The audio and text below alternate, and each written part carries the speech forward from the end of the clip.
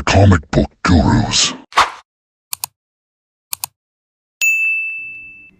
Deadpool and Wolverine, have you seen it? Well, a current $500 million box office take with an estimated $1.4 billion haul says yes, you've probably seen it. But in case you haven't, this episode of the Comic Book Gurus is going to have more spoilers than a dairy truck on fire at Furnace Creek Ranch in Death Valley during high noon. Again, I say spoilers, spoilers, spoilers. You got it? Now on with the discourse. These are the Comic Book Gurus, Craig Legons, Rockstar Rob, and Steph Gang. A quick reaction to the movie from each of you, starting with Craig. Wow, this was the greatest comic book movie ever made because it had so many comic book references. More Easter eggs than you would find on the White House lawn. This was epic. Yeah. And you know what? And simply having Easter eggs doesn't make it great. They had great Easter eggs, right? So, Rob, what do you think? This was the most comic book accurate version of Wolverine we've ever seen. And I stayed and watched it twice because I loved it so Wow. much. Steph, what about you?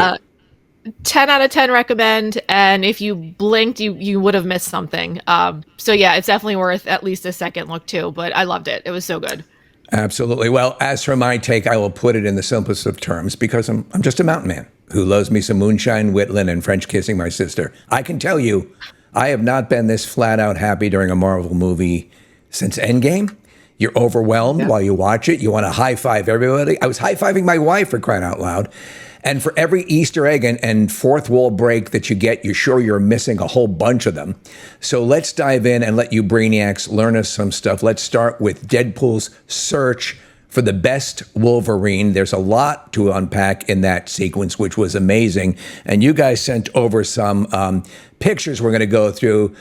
So let's go through this. Deadpool encounters a Wolverine in an alleyway. Guys, help us to who we're looking at.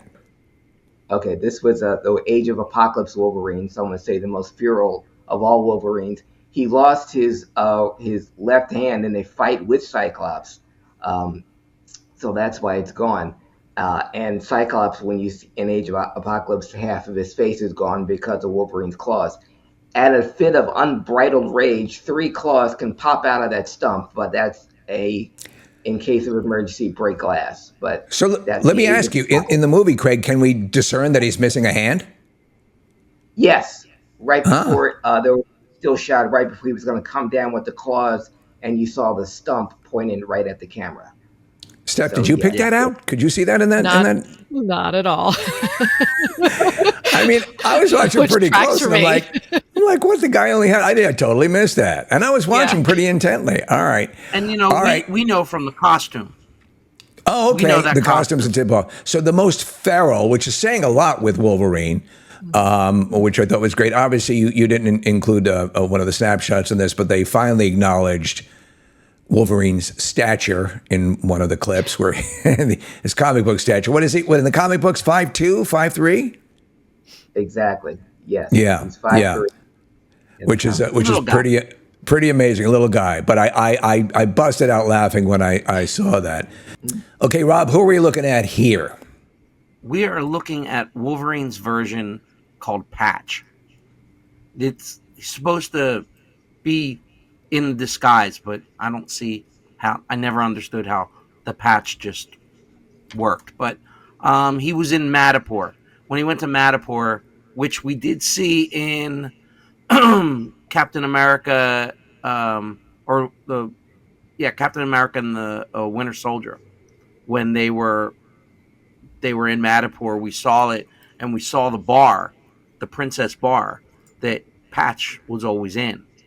So all of us were like, "Oh my God, we're gonna see Wolverine." But yeah, so he was kind of like he ran a bar. He was kind of like a Bogart and Casablanca kind of thing. Kind of. Craig, give us your insight into Patch. And in fact, was he referred to consistently as Patch, or was that just known to be his pseudonym? That was known to be his pseudonym. We first saw Patch in 1988 when Wolverine got his first comic book, Wolverine #1. He was going undercover, got away from the X-Men totally and moved to Madripoor, like Rob said, where we first saw Madripoor in Falcon and Winter Soldier. But he was kind of like the kingpin of Madripoor. He hung out in the club. He got rid of people that needed to get rid of, and he basically just kept to himself. But like Rob said, you can't really disguise yourself as Wolverine with that haircut, that stature, and just an eye patch. Steph, I'm going to ask you to rate the various looks. We had the very feral, now we both have learned, one-handed Wolverine, and now we have a much more dapper, ready for a night on the town Wolverine. Give me your take on these looks. I like the feral one.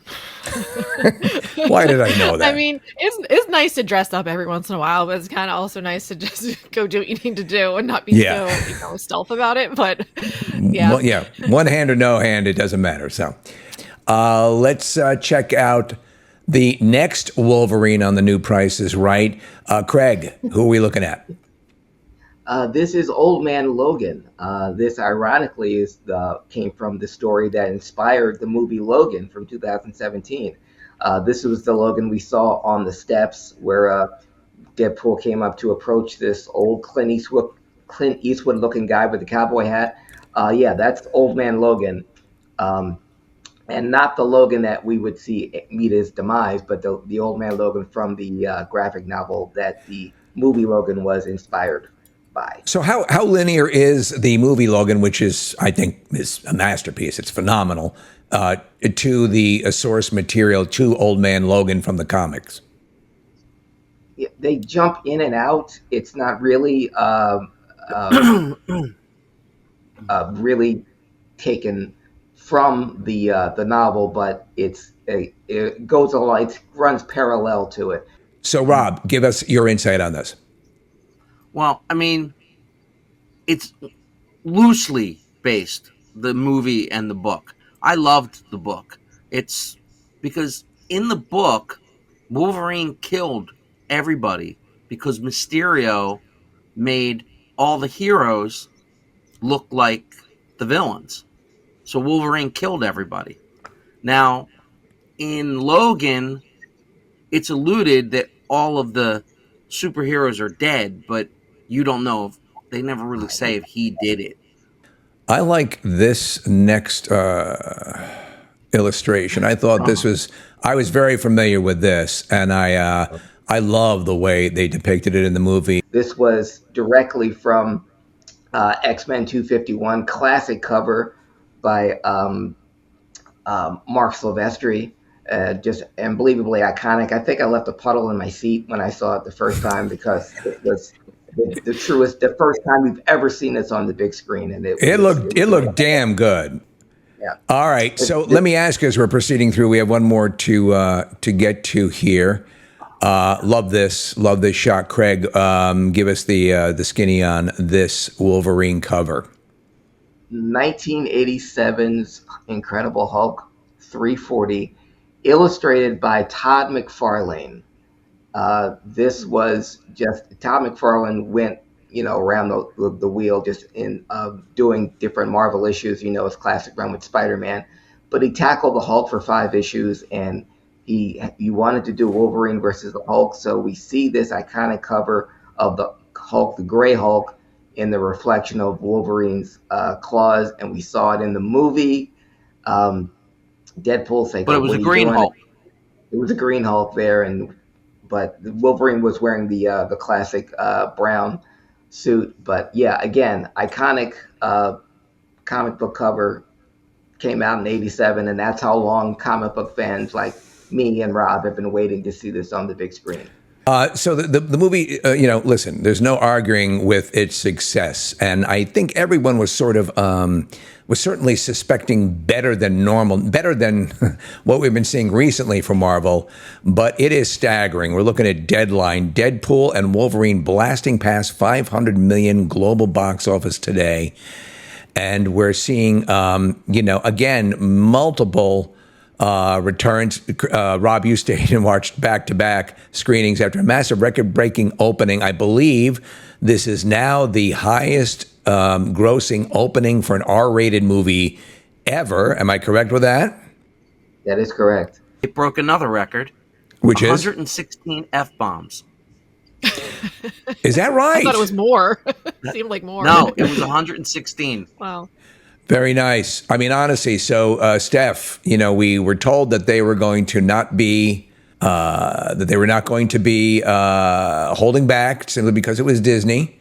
And then we were told that, obviously they wanted to make sure that in the trailer we knew they were going to drop F-bombs and that they were going to really push it. Were you pleasantly surprised at how vigorously they went, as they say, balls to the wall with this? So much. Yeah. I'm so glad they didn't back down from what they said they were going to do. I'm so glad they didn't. I think it would not have done as well if they hadn't. I mean, this is what you expect from Deadpool. So I don't think it would have, I really don't think it would have done well if they didn't, like you said, go balls to the wall and do 116 F-bombs among everything else. Let's take a step back and do this. Screen Rant has Deadpool and Wolverine's 100 Marvel Easter eggs and references at screenrant.com. And we'll just go through some of them. But just let me ask all of you, and we'll start with you, Rob. Give me a few of the Easter eggs besides the ones that we mentioned in the search for the initial Wolverine. What Easter eggs come to mind that just lifted you out of your seat? Like, I can't believe they did that. It's funny.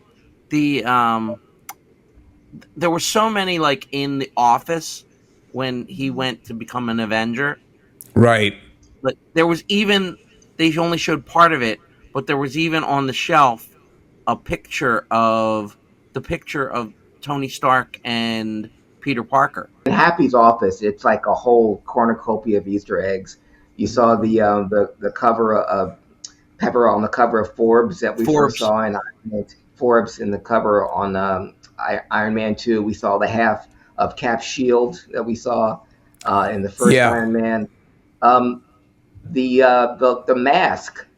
Right before you saw the picture of Tony Stark and Peter Parker, there was the mask that the little boy was wearing in the first Iron Man when he said, "Nice job, kid." That Kevin Feige has come out and said that was a young Peter Parker.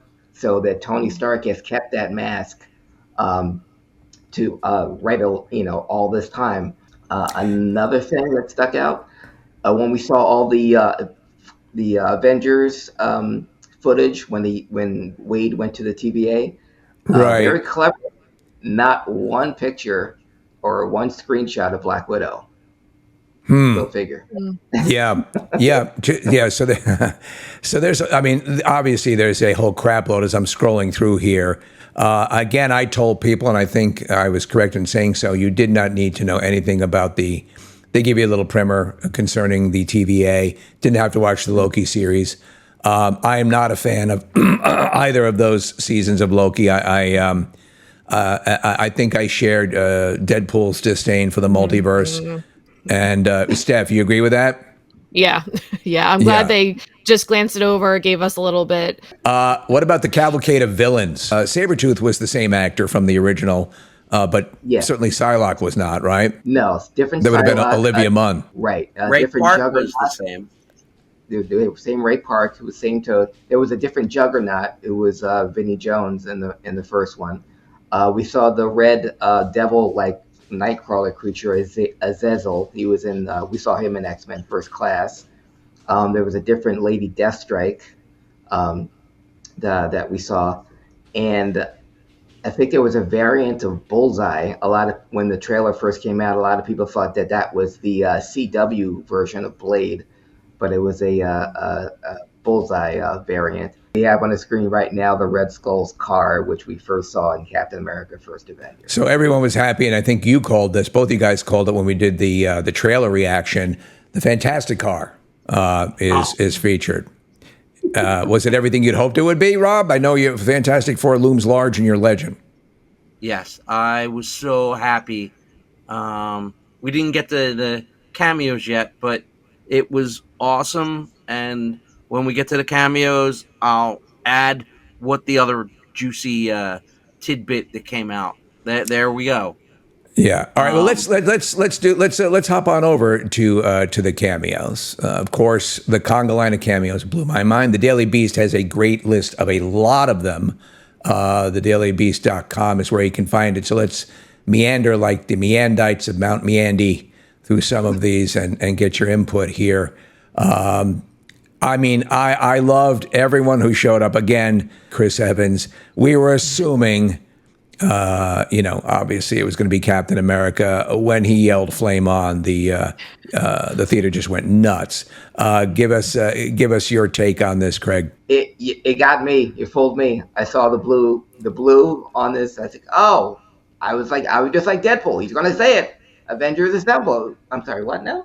That absolutely. Now, Steph, I don't know of anybody who owns more Chris Evans shirts than do you. I've long detected a slight, let's just call it, affection for Chris Evans. How do you think he did in the movie? So good. I mean, I was not expecting him at all to be in this. And then, and like Craig, it got me, and I've said it before, I'm pretty oblivious. So it was a great bait and switch. So when he said "Flame on," it was so good. And then what they had him do, especially the post credit, was hilarious. I mean, they purposely just wanted to get Captain America to say the filthiest thing ever, and they did it. Yeah, because of course he was reprimanding all the Avengers on their language. Yeah, language. Right. Yeah, in Ultron. So seeing the Hulk was cool. Now we're seeing different versions. Obviously, we're more than likely going to be seeing a Red Hulk soon. The various villains, which we did talk about: Azazel, Deathstrike, Toad, Juggernaut, Psylocke. Again, this is what are we on here? We're on the Daily Beast. Of course, I'm losing my place, but this is a great list, and they break them all down. The Russian from the Punisher, as you mentioned, but most of them are not played by the original actors. Happy Hogan, Jon Favreau, obviously. What did you guys think of the de-aging? Steph, did you throw that off, or do you think they were going for sort of a comedic de-aging? I honestly didn't really notice it. So, guys, unless I'm wrong, right? I mean, they did do some de-aging on him purposefully, unless I'm missing that because... I mean, I guess it looked natural. I don't know. I don't know if it was supposed to be funny or not, but... Am I crazy? So, Craig, did they de-age him or did they... I mean, I love Jon Favreau, but that looked a little weird. I do too. And yes, they did de-age him. Okay. That was yeah. That was all right. And do you think that was for comedic effect? Yeah. And it worked. He looked just like he did in Homecoming, the weight of the world. And and this is when he just got the promotion, weren't you a chauffeur? No, he was right. Right now, security, yeah.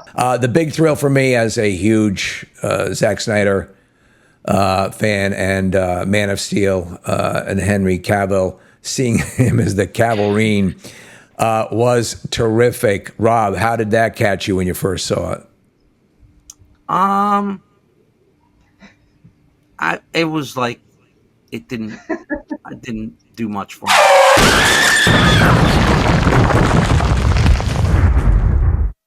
Really care. Good. Like I said, I was more a very impressive response.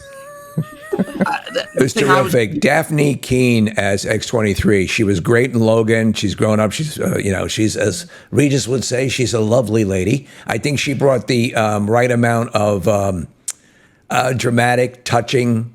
Stop and think about it. You have Wolverine turning in Hugh Jackman turning in a great performance. I mean, he's turning in some emotional stuff, some gut-wrenching stuff. And of course, it's, all in and around this lunacy, but it did resonate. And I thought it was very, very touching and wonderful. Elektra, how blown away were you that they had Jennifer Garner come back?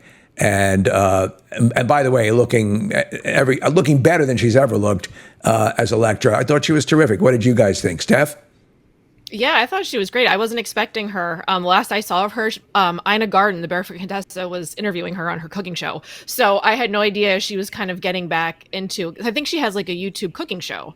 So I had no idea she was even like coming back really for anything. So it was pretty fun to see her again. And she did look really good. Yeah. She did look really good. And I love the line, Craig, about, you have all the various Daredevils, and they make reference to Ben Affleck's Daredevil, and she's sort of dismissive, like, it's nothing, it's no big thing, and got a big laugh. We talked about the Human Torch.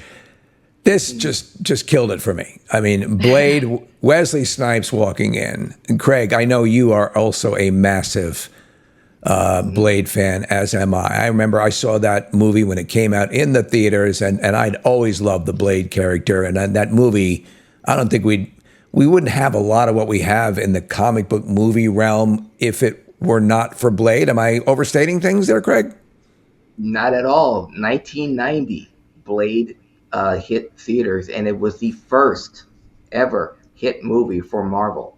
So seeing Wesley Snipes walk on screen, and happy 62nd birthday to Wesley Snipes, as we're recording this, today's his birthday. Him coming back, not only just him coming back as Blade, but him coming back in a Ryan Reynolds movie, because they famously did not get along. And then who walks in but one of Preston's all-time, Preston Elliott on the Preston and Steve Show, my co-host as well. He one of his favorite characters of all time, Gambit. And we were both, when they announced the Channing Tatum Gambit movie, we're like, oh, this is going to be great. I hope they do it right. He walks in. Rob, what was your take on that? Oh, you give me all the ones where I'm going to say I didn't like them.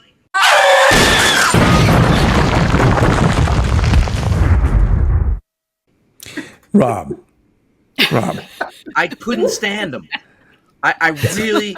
Like, I mean, come you're on. asking me, you're pointing all these questions to me when I'm going to tell Henry Cavill. Let me ask you, was it mildly interesting or exciting, or it meant absolutely nothing to you? The Gambit, I wish it wasn't even in the movie.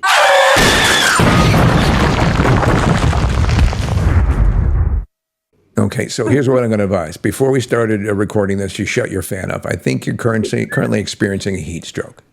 And I want to make sure that you're okay. All right. I loved it. I love that there was a comic book accurate deal. I love Channing Tatum showing up to do it. I loved the play on the Cajun accent. Steph, what did you think about Channing Tatum's turn as Gambit? Please, dear God, hope it be more interesting and positive than Rob's take. It was one of the few things I had actually heard about was Channing Tatum wanting to play Gambit for so long and trying to get him a solo movie done, and it just didn't happen. So I'm glad he wasn't like soured to it, where he wouldn't even want to do this. And I'm glad he came in and did this. And I thought it was hilarious to listen to Deadpool just make fun of his accent the whole time. But then when he did some of his his cards, it was pretty cool to see. And I kind of hope they could get a solo movie with him. I think it'd be really fun. Here's a perfect case of really a love letter to the fan base. And look it's exploding at the box office. It's crazy numbers. And again, need I remind you, an R-rated movie. And how many F-bombs, Rob? 116. 116. So there you go. So I'm very excited for that. We have some stuff coming up soon, as well as talking about recent developments with the Fantastic Four, and something that some are saying could be stunt casting, and some are saying could be the salvation of the Fantastic Four movie, an episode coming up soon after this. But for now, my enema solution is at the perfect temperature. So we're going to wrap it up here. I'm going to go take care of that. And as always, I'm going to say, please subscribe or like, recommend the video to anybody you know who might be into this sort of stuff. And we appreciate the support. And until next time, we will see you guys. Take care. See ya.